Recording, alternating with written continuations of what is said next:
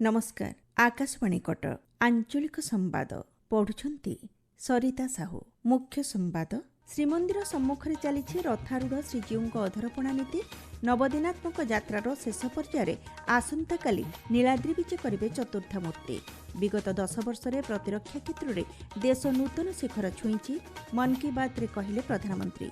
विकसित भाइब्रांट विलेज कार्यक्रम में छात्र छात्री आलोचना कले प्रधानमंत्री। कारगिल युद्ध रे शहीद वीर सेना प्रति देशवासी जनाउछंती श्रद्धांजलि एवं अवपातर प्रभाव में राज्यर 6टी जिले में प्रबलरू अति प्रबल वर्षा नहीं पाणीपाग केन्द्रर सतर्क सूचना। आषाढ़ शुक्ल द्वादशी तिथि आज श्रीक्षेत्र पुरी रे श्रीजीउमानଙ୍କର गरुड़ शयन अधरपणा नीति अनुष्ठित होउछि। रथ उपरे मध्याह्न धूपनीति शेष हेबा परे अधरपणा नीति आरंभ होइछि। प्रत्येक ठाकुरଙ୍କ सम्मुखरे रथ उपरे भोग हेउतिबा स्थान रे महाप्रभुଙ୍କ श्री अधर उच्च तुम्ब आकृतिर माटीर 3टी हांडी रखा जाइछि। सिंहद्वार निकट छाउणी मठ सम्मुखस्थ गोरु पाणिया आपट सेवक तंबा पात्र रे जल रखुछंती। महासुआर प्रति रथ उपरे अधर हांडी रे पणा प्रस्तुत करिथांती। प्रति बड़ू सुआर बड़ू और गराबड़ू पालिया सेवक 3 रथ उपरे पूजा करिवार विधि रहिछि। परे पालिया पूजा पंडा पंच उपचार रे पूजा करिबा सह पणा हांडी भंगा जाए। रथ उपरे ठाकुर मानक उद्देश्य रे भोग होइतिबा अधरपणा रथर पार्श्व देवादेवी और चंडीचामुंडा मानक पई समर्पण करा जाइथाए। नवदिनात्मक यात्रार अंतिम पर्यायर आसंता काली श्रीजीउमानଙ୍କର नीलाद्री विजे नीति अनुष्ठित हेब। त्रयोदशी तिथि श्री सुदर्शन, श्री बलभद्र, देवी सुभद्रा और महाप्रभु जगन्नाथ नीलकंद्र को विजे करिवे। जगन्नाथ महाप्रभु पहंडी विजे करी 4 उपरकू आसिबा परे लक्ष्मी ठाकुराणी को भेट मंडप को विजे कराजिबो।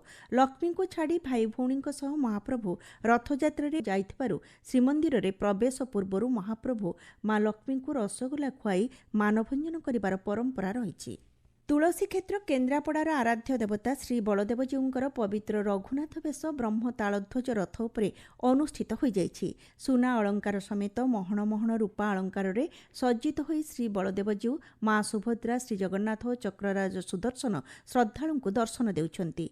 बौद्धटारे 3 ठाकुरଙ୍କର दैनिक नीतिकांति परे अधरपणा नीति अनुष्ठित होइछि। विलंबित राति रे ठाकुरଙ୍କୁ पहंडी करी मंदिर रे प्रवेश कराइबा सह रत्न सिंहासन रे विराजमान कराजिबो। नयागढ़ जिला रणपुर, नयागढ़, खंडपड़ा, दसपल्ला, भापुर, गणिया, शरणपुर, राजनखଳାଠାରେ रथारूढ़ श्रीजीउଙ୍କ निकटରେ अधरपणा नीति संपन्न होइछि।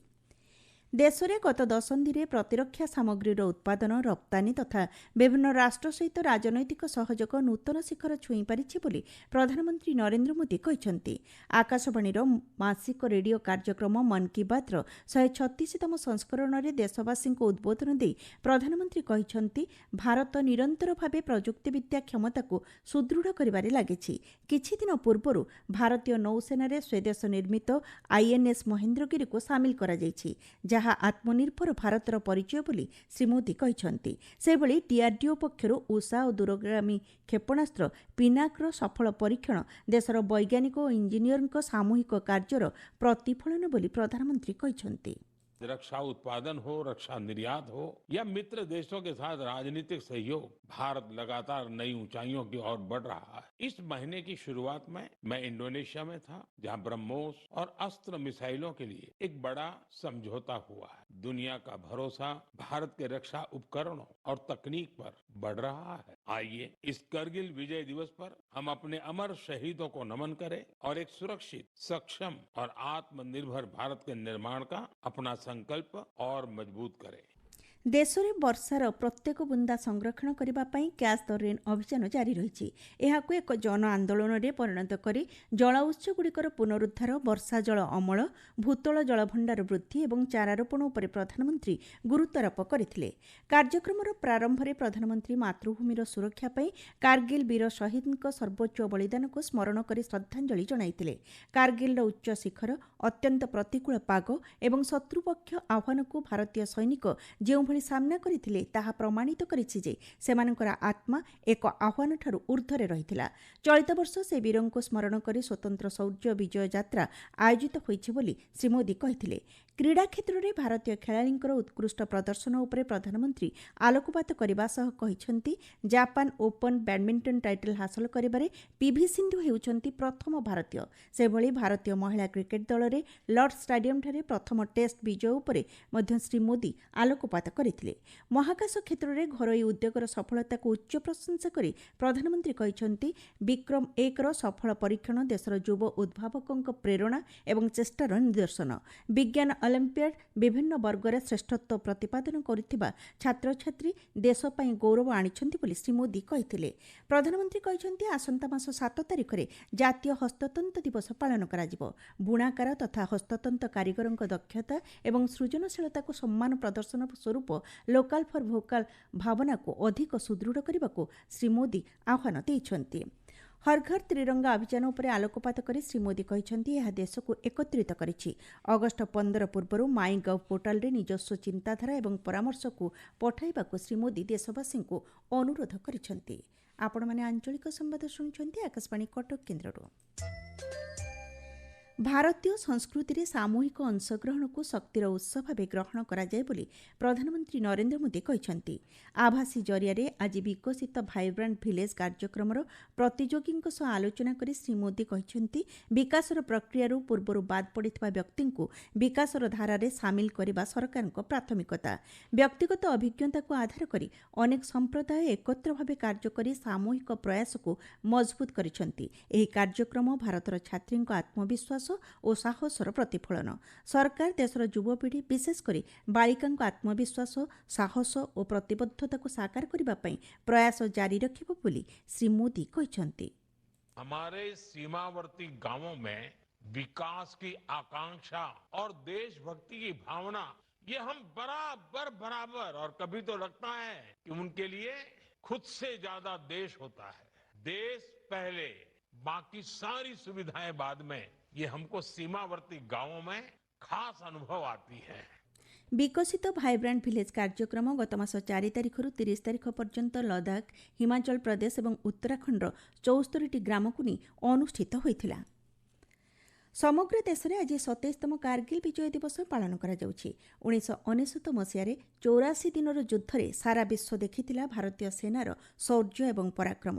ପାକିସ୍ତାନ ବିପକ୍ଷରେ ଅପରେସନ ବିଜୟ ମାଧ୍ୟମରେ ଭାରତର ବଡ଼ ସଫଳତାକୁ ମନେ ପକାଇବା ସହିତ ଶହୀଦ ଯବାନଙ୍କ ପ୍ରତି ଶ୍ରଦ୍ଧାଞ୍ଜଳି ଜ୍ଞାପନ କରିବା ହେଉଛି ଆଜିର ଦିବସର ମୁଖ୍ୟ ଉଦ୍ଦେଶ୍ୟ।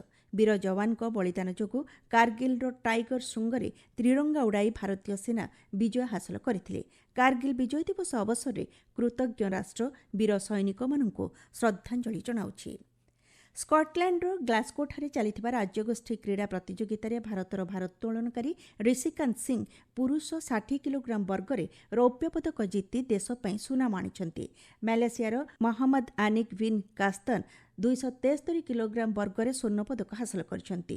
ପୂର୍ବରୁ ଭାରତର ଲଭ୍ଲିନା ବାରଗୋହାଇଁ 75 କିଲୋଗ୍ରାମ ମୁଷ୍ଟିଯୁଦ୍ଧର ମିଡଲ ୱେଟ୍ ବର୍ଗରେ ସେମିଫାଇନାଲ ଖେଳିବାକୁ ଯୋଗ୍ୟତା ଅର୍ଜନ କରିବା ସହ ଭାରତ ପାଇଁ ଗୋଟିଏ ପଦକ ନିଶ୍ଚିତ କରିଛନ୍ତି। ପାଣିପାଗ। ଉତ୍ତର ପଶ୍ଚିମ ବଙ୍ଗୋପସାଗର ଏବଂ ଏହାର ପାର୍ଶ୍ୱବର୍ତ୍ତୀ ପଶ୍ଚିମବଙ୍ଗ ଉପକୂଳରେ ସୃଷ୍ଟ ଲଘୁଚାପ ଅବପାତରେ ପରିଣତ ହୋଇଛି। ବାଲେଶ୍ୱରଠାରେ 180 ଏବଂ ଚାନ୍ଦବାଲିଠାରୁ 170 କିଲୋମିଟର ଦୂରରେ ଏହା କେନ୍ଦ୍ରୀଭୂତ ହୋଇଛି। ଆଗାମୀ 24 ଘଣ୍ଟା ମଧ୍ୟରେ ଏହା ଗଭୀର ଅବପାତରେ ପରିଣତ ହେବାର ସମ୍ଭାବନା ରହିଛି। ଏହାର ପ୍ରଭାବରେ ରାଜ୍ୟରେ ଆଗାମୀ 2 ଦିନ ପର୍ଯ୍ୟନ୍ତ ପ୍ରବଳ ବର୍ଷା ହେବା ନେଇ ଆଞ୍ଚଳିକ ପାଣିପାଗ କେନ୍ଦ୍ର ପକ୍ଷରୁ ଅନୁମାନ କରାଯାଇଛି। ଆସନ୍ତା 24 ଘଣ୍ଟା ମଧ୍ୟରେ ପ୍ରବଳରୁ ଅତି ପ୍ରବଳ ବର୍ଷା ହେବା ନେଇ ଯାଜପୁର, କେନ୍ଦ୍ରାପଡ଼ା, ଜଗତସିଂହପୁର, କଟକ, ଅନୁଗୁଳ ଓ ଢେଙ୍କାନାଳ ଜିଲ୍ଲାକୁ ପାଣିପାଗ କେନ୍ଦ୍ର ପକ୍ଷରୁ ସତର୍କ ସୂଚନା ଜାରି କରାଯାଇଛି। ବଜ୍ରପାତ ସହ ବର୍ଷା ହେବା ନେଇ ପ୍ରାୟ ସମସ୍ତ ଜିଲ୍ଲାକୁ ସତର୍କ ସୂଚନା ଜାରି କରାଯାଇଛି। ଏହି ସମୟ ମଧ୍ୟରେ ସମୁଦ୍ର ଅଶାନ୍ତ ରହୁଥିବାରୁ ମତ୍ସ୍ୟଜୀବୀମାନଙ୍କୁ ସମୁଦ୍ର ମଧ୍ୟକୁ ନ ଯିବାକୁ ପରାମର୍ଶ ଦିଆଯାଇଛି। ବର୍ଷାକୁ ଦୃଷ୍ଟିରେ ରଖି ଜଗତସିଂହପୁର ଓ ମୟୂରଭଞ୍ଜ ଜିଲ୍ଲାର ସମସ୍ତ ସରକାରୀ ଘରୋଇ ସ୍କୁଲ, ଉଚ୍ଚ ମାଧ୍ୟମିକ ବିଦ୍ୟାଳୟ ଓ ଅଙ୍ଗନବାଡି କେନ୍ଦ୍ରକୁ ଜିଲ୍ଲାପାଳଙ୍କ ନିଷ୍ପତ୍ତି କ୍ରମେ ଛୁଟି ଘୋଷଣା କରାଯାଇଛି। ମୁଖ୍ୟ ସମ୍ବାଦ ପୁଣିଥରେ।